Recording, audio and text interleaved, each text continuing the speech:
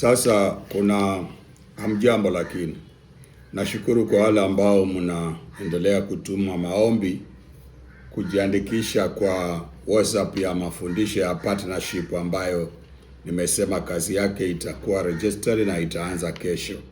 Sio kesho, yani wiki ijayo. Karibu, endelea kutuma majina na request kwamba unataka kujoin. So video hii ni inakuja kwa ajili ya emergency, hitaji ambalo naliona ni la hali ya juu kwa ajili ya watu ambao wanaumizwa na maafisa wa sheria. Watu ambao wanaumizwa na maafisa wa sheria, kuna wale wako kwa njia walaoumia kwa mambo ya traffic, na wale watu wa maduka wanaopelekwa mbio na watu wa county katika nchi mbalimbali. Iwapo unahusika na kesi kama hizi, basi nimeona nikueleze kwamba mara nyingi hizi kesi zinafanyika, harassment inafanyika kwa sababu aidha kuna roho mbaya ambayo imesetiwa kule kwenu inayokufuata ili kuhakikisha kwamba hutawahi kufanikiwa katika maisha. So hata jambo nzuri ambalo linakuja kwa mikono yako linakosa nafasi ya kukuletea faida. Iwe ni kazi nzuri unaifanya, haupati faida, unapata harassment za hali ya juu kiasi ya kwamba hata moyo wako unachafuka. Kuna watu ambao wamekuwa kwa sekta ya biashara za barabarani, kubeba abiria, watu wanaohusika na magari za biashara. Unakuta watu wanachoka na vitu vile. Mtu anakuwa na gari na gari lalimletei, linaingiza pesa, lakini pesa yote inaishia kwa mambo ya maafisa hawa wa barabarani. Unakuta kesi zinawekwa, mara gari imeshikwa, kesho gari imeshikwa, kesho kutwa gari imeshikwa, na hata ukiangalia hauoni makosa ambayo imefanyika. Gari inaweza kuwa iko sawa, kila vibali viko na kila sheria iko, na unazingiziwa tu kwamba umefanya hili na lile, alafu unashikwa. Ukishashikwa kukupeleka ndani, huwezi kutoka bure, lazima muda wako umeenda na pesa yako itaenda. Na hili ni jambo ambalo tunaliita harassment na kukosa kutilia maadili kwa sheria ya haki ya mwananchi. Jambo ambalo nimeliona hilo linafanyika sana sana na wale ambao ni maofisa makatili ambao wao kwa barabara wamejiweka kuharibia maisha ya watu, na wamewekwa hapo na maadui, kwa sababu government haiwezi weka maafisa wakatili kwa njia. So wale waliajiriwa wakifikiria ni maafisa watu kutusaidia, lakini kumbe ni watu makatili. Watu wanawekwa kwa county, maafisa ambao wanaweza kusaidia. Mtu anaenda kwa shop ya mtu anaharibu vitu, anashika watu kwa maduka ati hawana leseni, wengine wana leseni lakini wanazingiziwa kuna hii na hili. Sasa iwapo wewe umeangukia katika mtego huu wa kusumbuliwa, wewe unaona wewe unashika sheria, unaona biashara zako ziko sawa, halali, unaona kazi ambayo unaifanya kulingana na sheria ya Kenya ama sheria ya nchi yako mahali ulipo, popote nchi ambayo unaishi, au pengine umesingiziwa mashtaka mpaka unapelekwa kotini, kesi kwa koti, na ukiangalia vizuri hakuna kitu ambacho umefanya umekosea. Sasa kuna mambo haya yanakuwa manipulated kiroho. Haya mambo yanakuwa manipulated kiroho. Unakuta kwamba jambo Mungu amekusaidia, umepata kakitu, lakini huwezi kufurahia hiyo kitu. Mikosi inatokea kiasi ya kwamba visirani na mikosi vinaongezeka. Huwezi ukapata faida kwa biashara yako. Faida yote inaenda kwa wale watu wanaitwa polisi, au wale wanaitwa maafisa wa county, au inaenda kwa wale maafisa wa judge, au yani vitu vyako vyote vinaenda kule. Na mashtaka yaliyokuwekwa katika shida ile ni mashtaka ya uongo. Wengine ni maagent wa madevo, wanatumika na mioyo mibaya kutumika kukuharasi ili wewe usipate faida. Ikiwa wewe ni mmoja wale watu ambao wanajiona kama wanaonewa unapitia hali ngumu kwa sababu ya jambo lile, unasumbuka, mpaka wengine wamefika kwangu wanasema, mzee, hata mimi nilibidi niuze magari yangu, maana kuna vile ningepata faida. Gari inaleta pesa kweli, lakini hiyo pesa inaishia kwa wale watu kwa njia, kama sio mambo ya polisi, ni mambo ya ajali. Wale watu ambao wanaitwa insurance wamekubali kwamba wamekuwekelea nini, ikifika matatizo ya ajali ambao wanatakana kuhusika, au insurance wanainua vikwazo kiasi ya kwamba hawezi kusaidia. Lakini wakati ambapo wanakuinsure ile gari, wanakuinsure na moyo mzuri, wanakuhakikishia kwamba wao wanapigana vita kwa ajili yako. Wakati ambapo tatizo likitokea lenye linawahusu wao, wanatakana waingilie kati ili usaidike. Inakuwa ni mvutano kiasi ya kwamba unaandikiwa, kiasi ya kwamba inakataa kwamba insurance haiwezi kusimama na hiyo. Hizo vitu zote ni manipulation. Kwa hivyo wale ambao mko hapa mnanisikiliza na mko na mambo yanayohusika na mambo ya insurance, mnapata manipulated. Wale mnahusu na mambo ya traffic police, mnapata manipulated. Kwa barabara unabeba mizigo, unasimamishwa, una license, unasimamishwa, haujapita yellow line, lakini mtu anakuangalia anasema umepita yellow line, anakusimamisha. Na unaangalia vizuri sana, unaona hii sijapita yellow line, kavunja sheria, sija overtake mahali pa makosa, sijaenda makosa, sija drive kupita viwango, lakini mtu anakuambia hii unaenda makosa na weka kando, na anakataa kabisa, anakuwa mkali. Na ukienda kumwambia sijafanya, anasema unabishana na yeye ni ofisa wa sheria.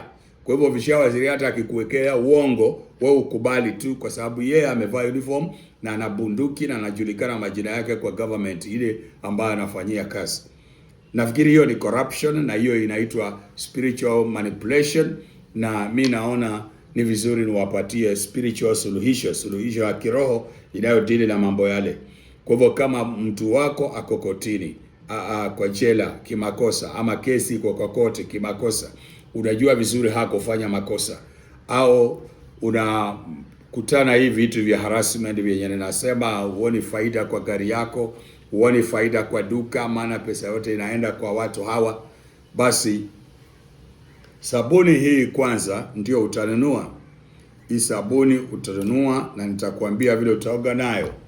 Utachukua nazi moja, toa maji ya nazi kiasi hiki, inatosha maji ya nazi kiasi hiki. Sasa chukua majivu, yale mavumbi ambayo inapika chakula imebaki, inaitwa majivu. Inaweza kuwa ya makaa ama ya kupika kuni za kawaida. Chukua yale majivu utachanganya ndani ya maji ya nazi. Ukishachanganya ndani ya nazi, tafuta alligator pepe, pilipili ya alligator ni muhimu wapendwa. Tafuta pilipili ya alligator mbegu 21. Sasa mbegu 7 tupa kwa maji yale unaenda kuoga, alafu haya majivu umechanganya umwage ndani ya maji ya kuoga. Ukishafanya vile, utaomba Mungu akusaidie vile moyo wako unataka kuhusu hiyo kazi itokee. Iris inafanywa kwa mara moja kwa wiki. Kila ambacho unafanya Jumapili kitakupeleka mpaka Jumapili nyingine ufanye. Ukifanya Jumatatu utapelekwa mpaka Jumatatu nyingine ufanye. Mara moja kwa wiki. Na mwenye biashara ndiye anafaa kufanya hili. Wewe ambao unahusika, kama ni mwenye gari, driver, unafanya hili. Kama ni mwenye biashara unauza, wewe ndio unafanya hii. Kama ni mambo ya wewe ndio umeshtakiwa, wewe ndio unafanya hii. Unanielewa? Sasa utaomba Mungu moyo wako, mlilia Bwana, mwambie Bwana vile unavyotaka ikue wiki hiyo siku, kuanzia siku hiyo na wiki hiyo vile unavyotaka ikue. Alafu kishamaliza kuomba, utaoga maji yale, chukua mbegu zimebaki 14, si ndio? Zilikuwa 21. 7 ukaweka kwa maji ya kuoga. Sasa zimebaki 14. Sasa 7 utaweka kwa mfuko wako unapoondoka unaenda kazi. Lakini ingine 7 utaweka kwa kinywa. Wakati unaoga utaogea hiyo sabuni sasa. Ndio utaogea, ni ya kiroho. Na utasema yale maneno ambayo unasema. kuondolea mikosi, visirani na manipulation za watu ambao hawakutakii mabaya, hawakutakii mazuri. Watu wanaweza fanya vitu kule vijijini mwenu kiasi ya kwamba ukiwa hata mjini ukipata kitu kizuri akiwezi kusaidia.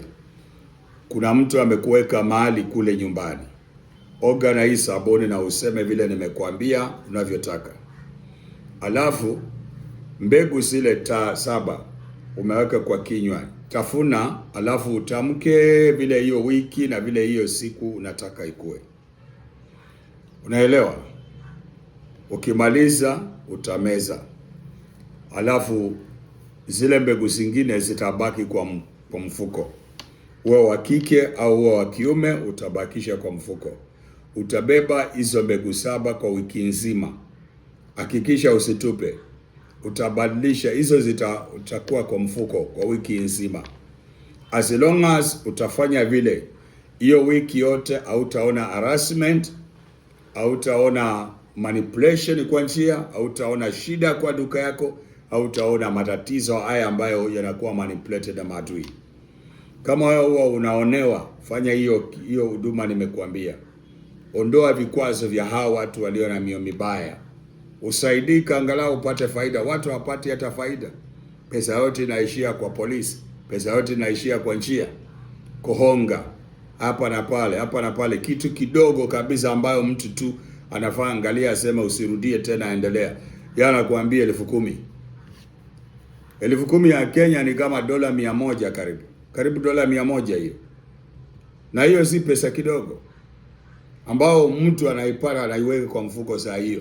Na huyo mtu wewe ndio umemwajiri, unamtafutia tax ya kumpatia ili avae uniform amevaa na hiyo bunduki ameshika. Wewe ndio umempatia hiyo nafasi. Anafaa kutumikia, lakini badala ya kutumikia yale geuka na kuwa kukunyanyasa wewe. Shetani ashindwe. Hii ni maarifa itakayo kuepusha na hiyo mitego ya majambazi hao wanaosimama kwa njia. Kuna wale ambao ni watu wa sheria. Mimi kuna mahali mtu amenisimamisha, alafu akishanisimamisha nikaitwa. Huyo mtu akanionea huruma, ni afisa polisi. Akaniangalia akasema, lakini hii kiti yenye wamekusimamishia mimi hata sijaona kama umefanya. Ni nini mbaya? Wacha tusikie. Nikaenda huko, jamaa akabishana akasema umefanya. Huo mwenzake akakosana yeye. Akamwambia mimi sijaona amefanya. Wewe umeketi kule chini, mimi nimesimama hapa. Mimi naona huyo mzee anakuja kutoka kule vizuri. Sijaona hiyo makosa. Na wewe umeionaje? Sasa wakabishana wao wenyewe. Huyo jamaa mwingine akaniambia unaweza enda. Sioni mahali umekosea. Hii labda ni kitu ambao huyu mtu na anakuwa mkali kwako, sijaelewa kwa nini. Basi mimi nikaenda. Unaona? Kuna wengi wanaingia katika mitego hiyo. Hebu fanya hivyo, Mungu atakuepusha na hii mitego. Mungu akusaidie. Hii ni mbinu ya kiroho ya kudili na hayo mambo. Asante.